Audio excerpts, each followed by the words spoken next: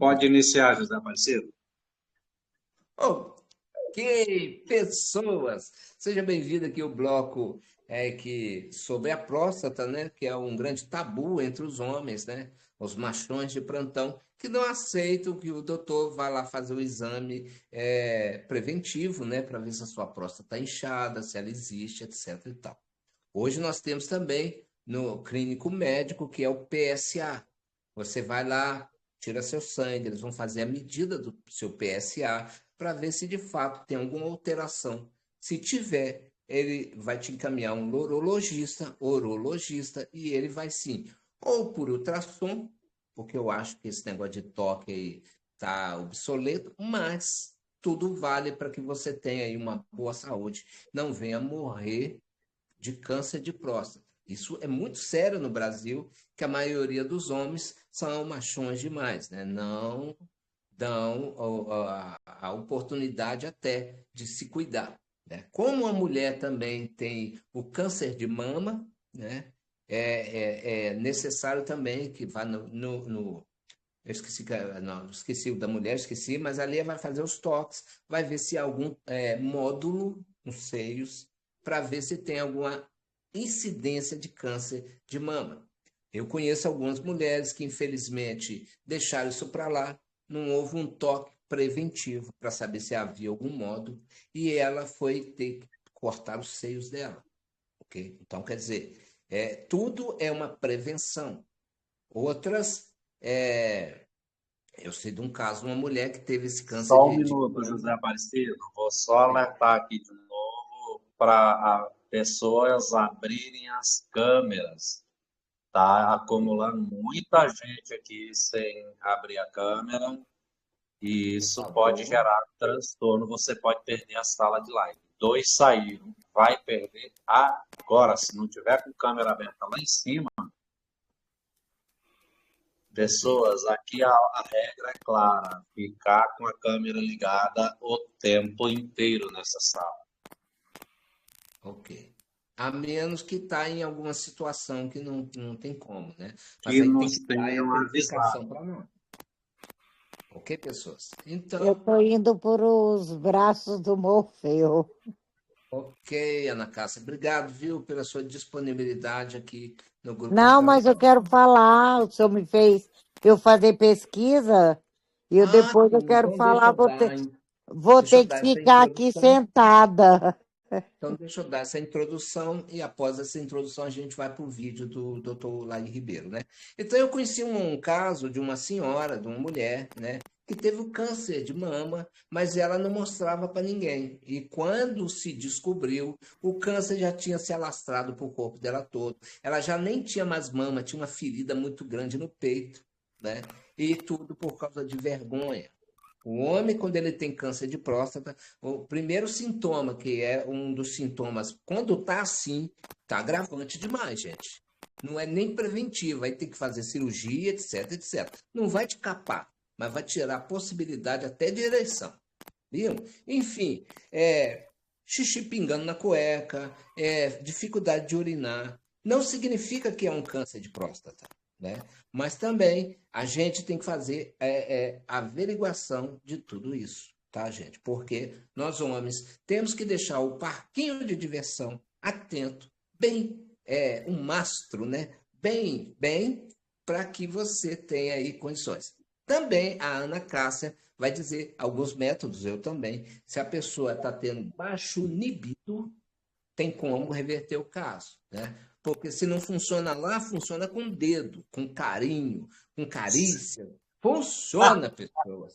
Mas não deixe a sua esposa não frequentar aí o parquinho de diversão. Marcos Ferreira, segura aí, eu já vou lá pro computador e vou abrir aí a explicação do Dr. Laí Ribeiro, ok? Pode ir lá, pode ir lá. Só vou falar 2 frases. Gente, quem já participou de festa junina sabe que todo homem gosta de trepar de vez em quando no pau de sebo em festa junina. A mulherada adora isso sempre que possível. Ah, é só uma piada, gente. Deus me livre.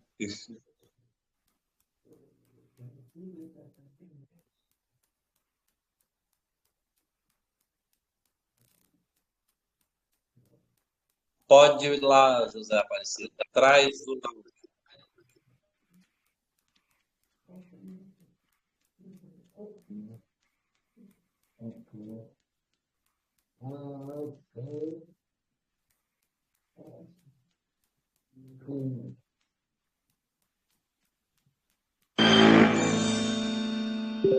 Olá, tudo bem? Hoje eu estou aqui para discutir com você sobre a próstata. A próstata é uma glândula, por dentro dela passa a uretra. A próstata normal, no jovem, ela tem mais ou menos em torno de 20 gramas. Mas um dos problemas que o homem enfrenta é a chamada hiperplasia prostática benigna, que essa próstata começa a aumentar de tamanho. E como a hiperplasia prostática benigna, que é chamada de HPB, hiperplasia prostática benigna, a uretra está passando no meio da próstata e a hiperplasia ocorre de dentro para fora. Então, quando você tem um aumento no tamanho da próstata, você começa a ter problemas de micção, você começa a ter dificuldade para urinar. O fluxo já não é tão intenso, às vezes tem que fazer força para urinar, às vezes começa a pingar na cueca, você tem uma pequena incontinência, e geralmente a preocupação é muito grande, que a pessoa quando vê isso, o paciente quando vê isso, ele fala assim, nossa, será que eu estou com câncer de próstata? Vai com calma. Por quê? Porque se tem muita sintomatologia, geralmente não é câncer. Porque você quer saber qual o principal sintoma do câncer de próstata? Você acha que seria interessante você ficar sabendo qual o principal sintoma de câncer de próstata? Pois é, eu vou dizer para você. O principal sintoma de câncer de próstata é não ter sintoma. É silencioso. Por que o câncer de próstata não dá sintoma? Quando você descobre, você já tem. Porque ele ocorre na periferia da próstata e a uretra está passando lá dentro. Work today is broken. We're all working in too many disconnected apps, and it's killing team productivity. But for the first time, there's a platform that fixes it by combining everything. Então, quando você tem toda essa sintomatologia de micção, de urinar, provavelmente a chance é enorme de não ter nada a ver com câncer. Tem uma segunda coisa para lhe dizer. O grande filósofo Tim Maia tinha uma frase que ele dizia assim, ó, uma coisa é uma coisa, outra coisa é outra coisa. Aqui se aplica muito bem a filosofia do Tim Maia. Hiperplasia prostática benigna é uma coisa, câncer de próstata é outra coisa. Um não vira o outro. Ah, te trouxe bastante tranquilidade, hein? Você estava preocupado porque aquele aumento da próstata pode virar câncer? Não, não tem jeito de virar câncer. São duas doenças distintas. A hiperplasia prostática benigna ocorrendo do centro para a periferia e o câncer ocorrendo da periferia para o centro. São até localizações diferentes. Para você saber se isso está acontecendo, na hiperplasia prostática benigna, a sintomatologia aparece. Então, a sintomatologia da micção, a dificuldade para urinar, cada vez que você urina pouquinho, um pouquinho tem que urinar de novo, aí você tem, às vezes, que acordar à noite por causa disso, atrapalha profundamente seu sono, isso é um problema sério, porque se você levanta 2, 3, 4 vezes para urinar, você acaba não tendo, naquela noite, um sono reparador, isso vai repercutir em toda a sua saúde. A hiperplasia prostática benigna, ela chama benigna porque ela é benigna, do ponto de vista de próstata. Mas ela pode repercutir muito. Então, se isso está te incomodando tremendamente para dormir, você tem que checar com o seu médico se você pode tomar alguma coisa para que você não urine muito durante a noite.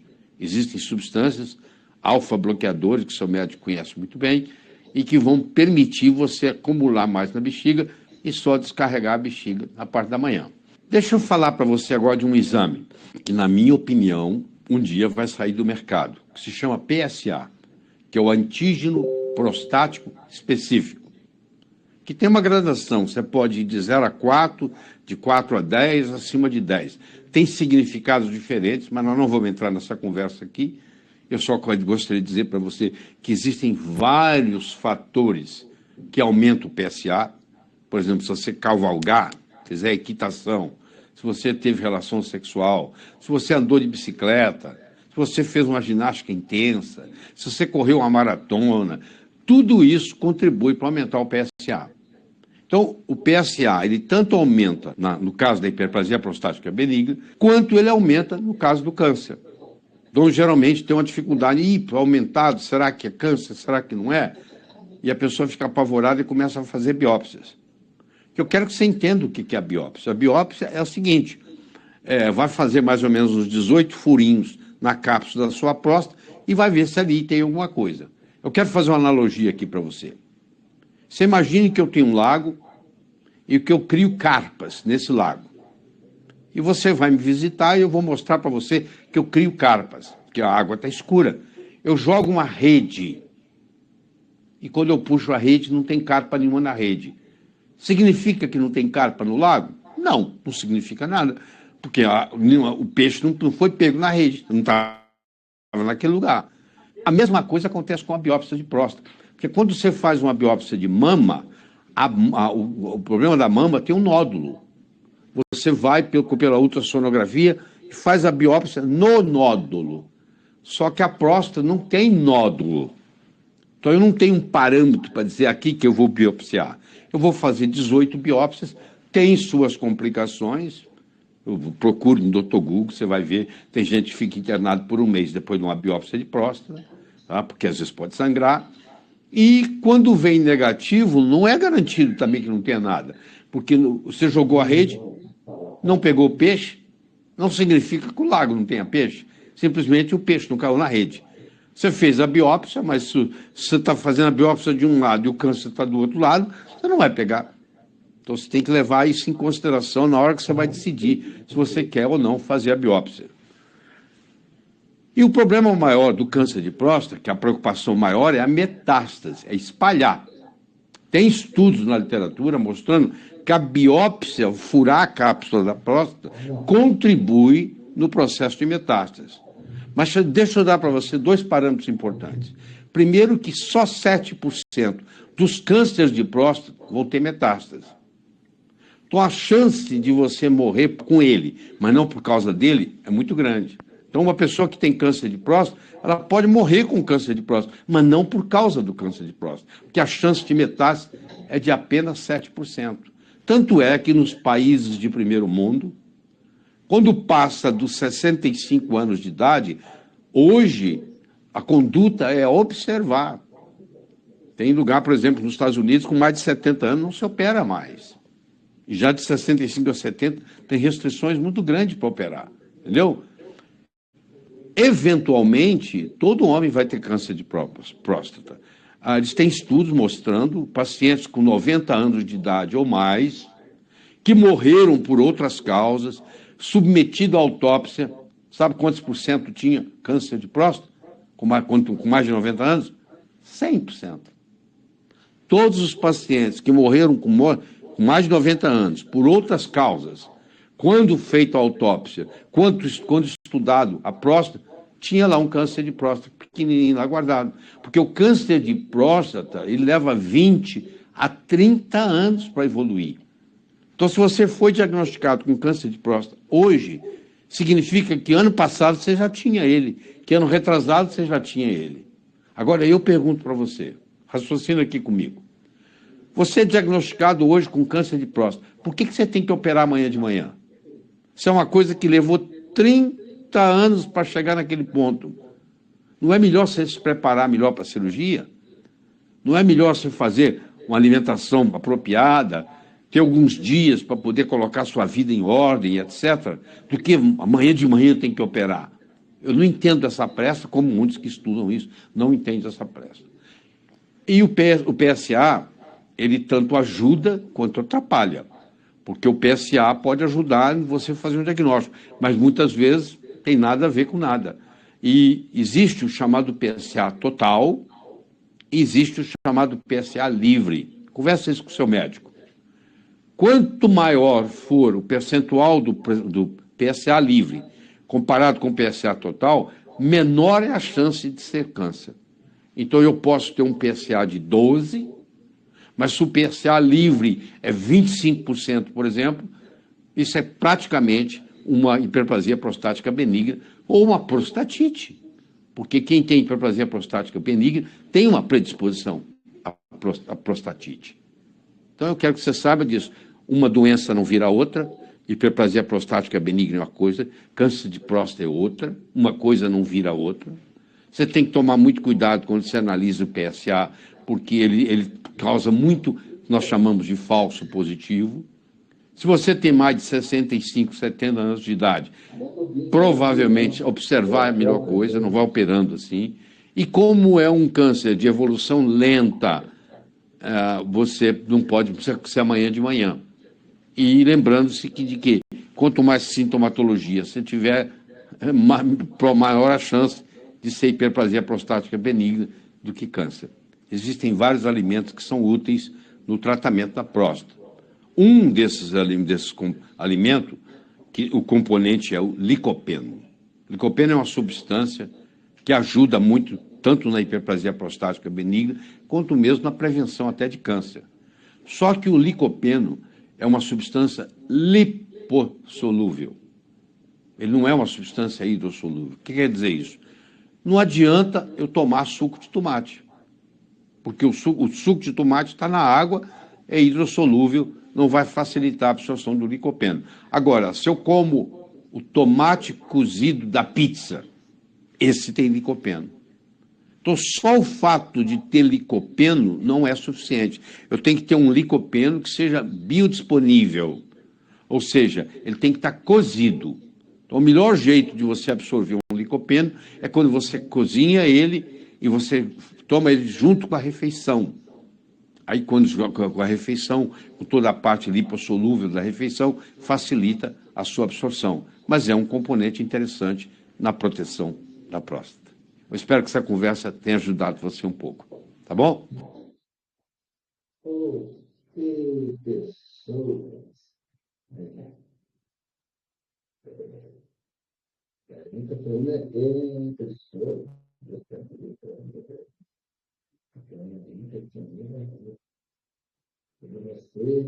Vocês, perseguiram pessoas. Engraçado,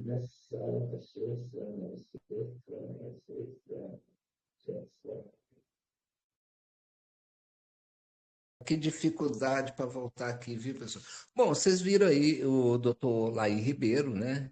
E, inclusive, eu vou estar também postando o link dele, que é justo, né? Porque se vocês quiserem ouvir, eu recomendo até ouvir muita coisa sobre ele.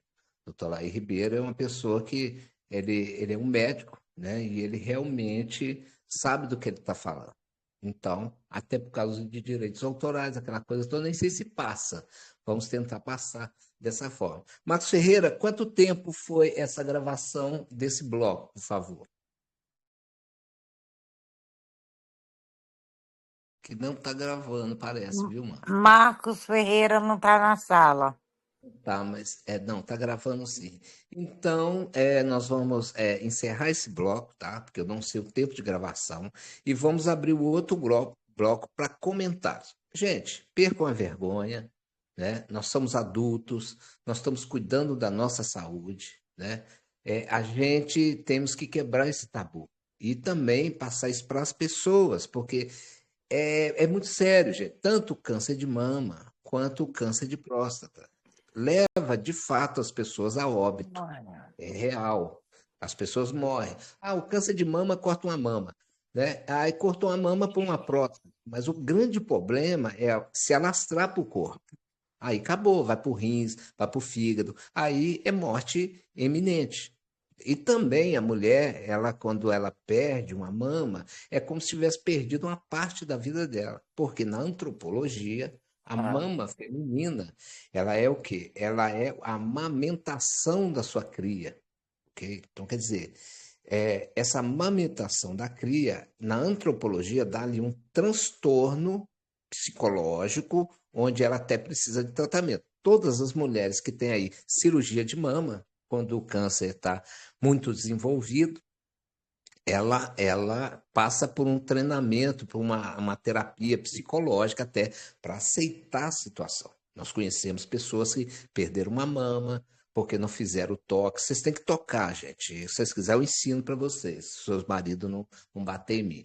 Você tem que, com os 5 dedos na mão, certo? Da mão, vocês têm que sentir os seus seios, né? Desde a base até no bico, massageando eles para ver se você sente algum caroço, certo? E esse caroço pode ser um módulo benigno, mas também pode ser um módulo maligno, tá? Há mamas que têm alguns caroços e tudo, por até amamentação dos filhos, etc, etc. Daí, toque nos seus seios, certo? Com as mãos, vê se tem algum módulo, parece ter algum carocinho, mas sempre na preventiva, sempre procurando tratamento. E os homens, né, como o câncer de próstata, ele não dá sintoma. Olha só que coisa doida. Quer dizer, você tem que se descobrir para ver se de fato você está ali com essa demanda. Então você tem que ir no médico. O baixo libido, né? Até dizem que no reino animal, quando o leão já não está dando mais no couro, a leoa tenta até matá-lo até para arranjar um outro parceiro, porque ela não pode arranjar um parceiro se ele continuar vivo. Entendeu, Não pessoal? dá essa ideia, seu José Aparecido. Então, nós vamos encerrar esse bloco, tá? O Marcos Ferreira está aí, gente. Cadê o Marcos? Tá aqui não. Pois é, ele que tinha que encerrar o bloco aí. Como é que eu faço agora? Eu não posso daqui encerrar, eu nem sei se vai para a gravação dele se eu encerrar. Entendeu? Então, para não encerrar, como é que ela chama? Maria Aparecida. Começa a chamar o povo aí e fala com eles o que eles acham disso, enquanto eu saio da live aqui para atender uma pessoa aqui. Maria Aparecida, né? Ele se adiantou, professor. Peço ao Marcos para fechar esse bloco, certo? E abrir um outro bloco, aí eu entro em seguida, ok? Pessoas, meninos e meninas. Ok. Aparecida, o show é seu, querida. Boa noite, pessoas. Vai passar para o bloco? Já passou ou não? Será se ele gravou, José Aparecido? Bom, boa noite, Adriana. O que você acha? Vou começar por vocês, mulheres.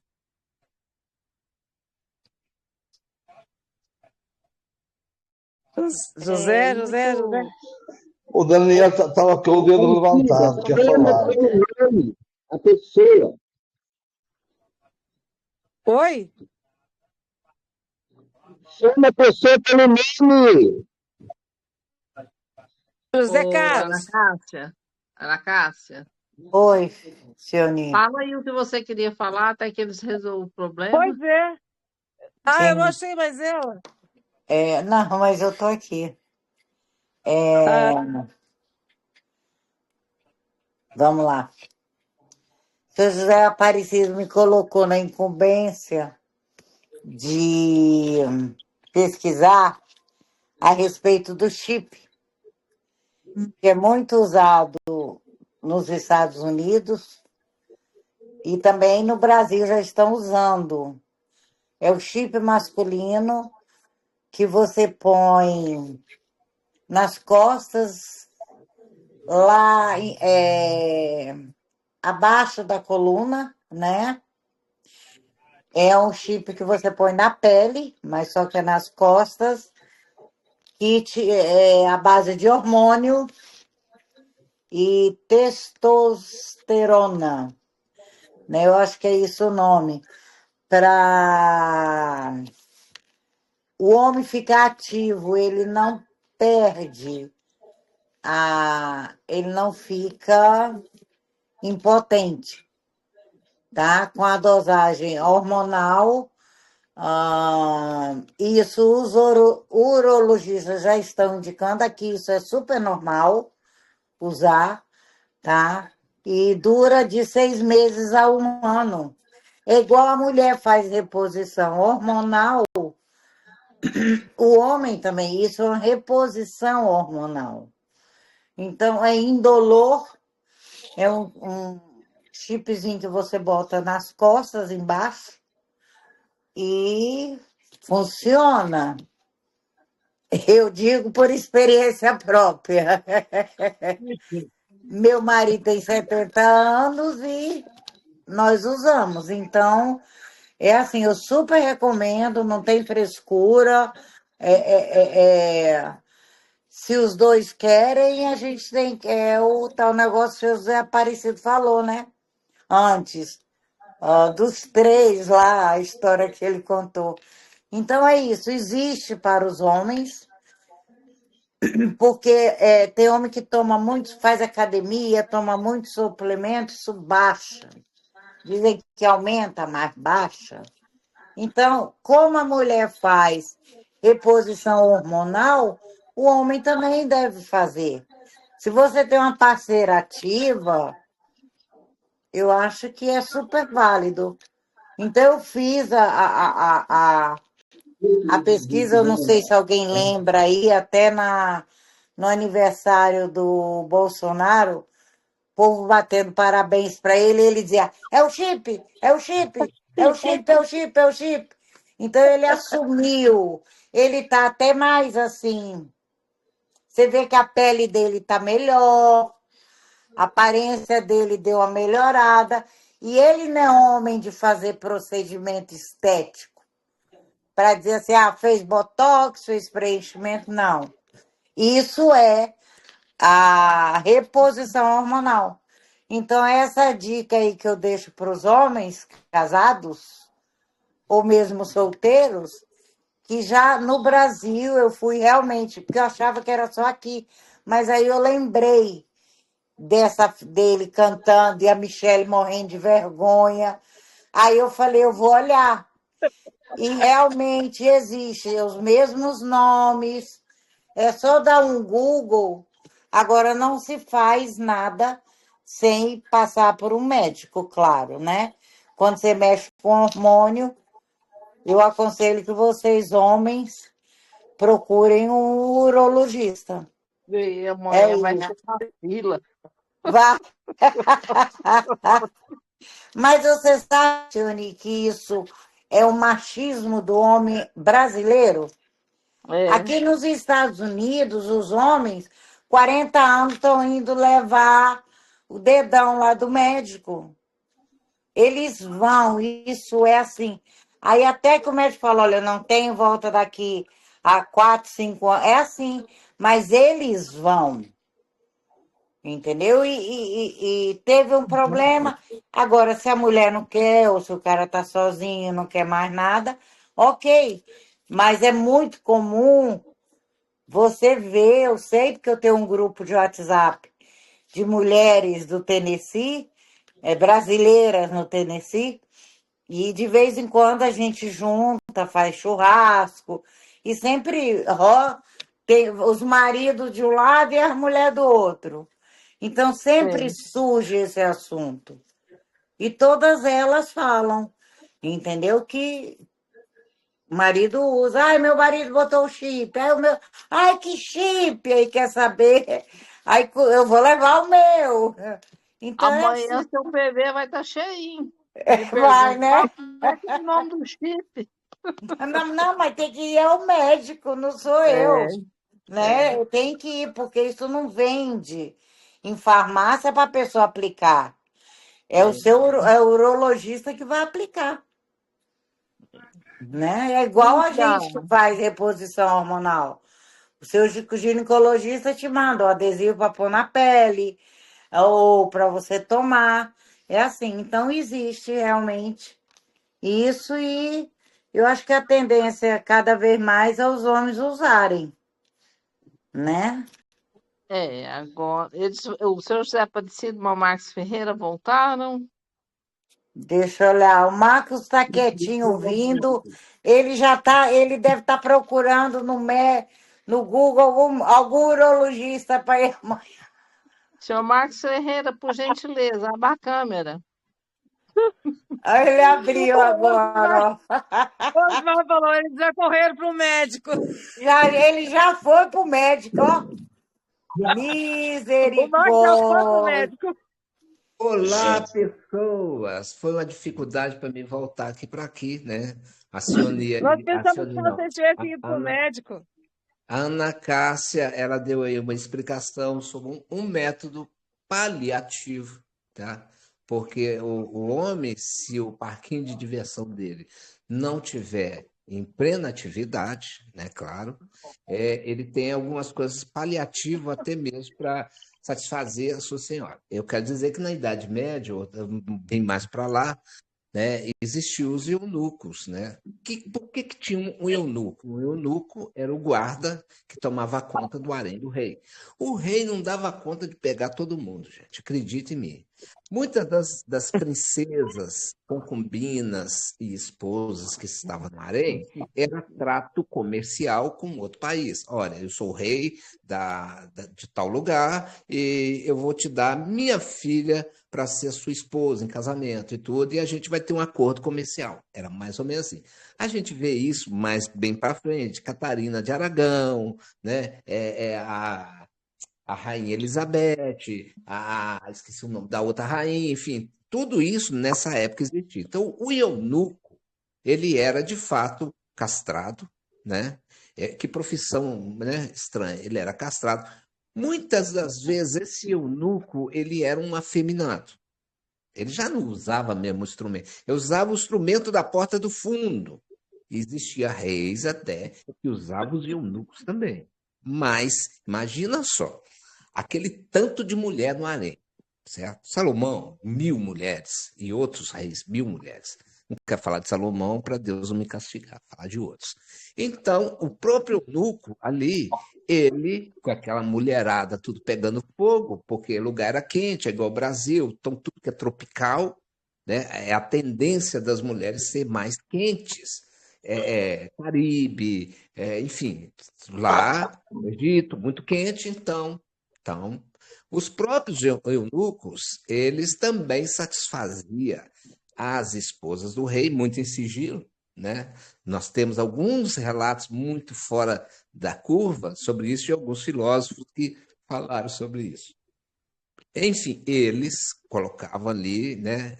Faziam a prática dedária, né? O dedo, a língua, tal. Então, quer dizer, o homem, ele não só satisfaz as suas esposas só com o mastro ou o pau de sebo, porque pau de sebo ninguém aguenta, né, Marcos? Que aí pau de sebo eu entendo que não lava, né? Que não lava, é uma coisa suja, que é desconfortante. Bota aqui, né? Pirulito e tal. Não quero esse trem imundo aí, vai lavar essa porra. Então, quer dizer, Ok, ok, ok, ok. só que é o seguinte, eu Ok, usei o mesmo pau, ok, Ok, ok. ok, eu usei o ok. mesmo pau de ok. sebo por causa das Então, festas só para me concluir, senão eu enfim, concluindo a situação aqui, certo? Existem outras práticas, são paliativas, você tem que se tratar, você é homem, tem que se tratar e ver porque você está com baixo libido, né? Hoje eu não quero, não estou com vontade. A dona do parque de diversão até entra lá, tenta rodar, roda gigante, mas nada acontece. Então, você pode satisfazê-la com várias práticas, com carinho, com atenção. E sempre o casal, gente, o casal tem que ter essa comunhão de conversar um com o outro, de falar um com o outro, de expor o problema e ter a solução através aí do médico, tanto a mama das mulheres, quanto também o síndrome pré-menstrual e tanto também como a próstata dos homens. Pessoas. Marcos Ferreira, por eu ter ficado aqui meio iludido na sua subida, eu não fechei esse bloco. Por favor, Marcos Ferreira, feche esse bloco na descrição do vídeo aqui, tá? A sala de triagem Vitória Nossa, onde você vai lá na sala de triagem para você ser incutido aqui na sala de live Grupo da Família Vitória Nossa, porque no show do intervalo é o que de fato você interessa em saber. Aqui no YouTube, nem nas outras salas, você não vai ficar sabendo. Você vai pagar um preço para estar aqui, para ouvir e entender quantas andam toda essa situação que nós estamos vivendo. Márcio Ferreira, encerra esse bloco e vamos partir para o próximo bloco. Pessoas, meninos e meninas.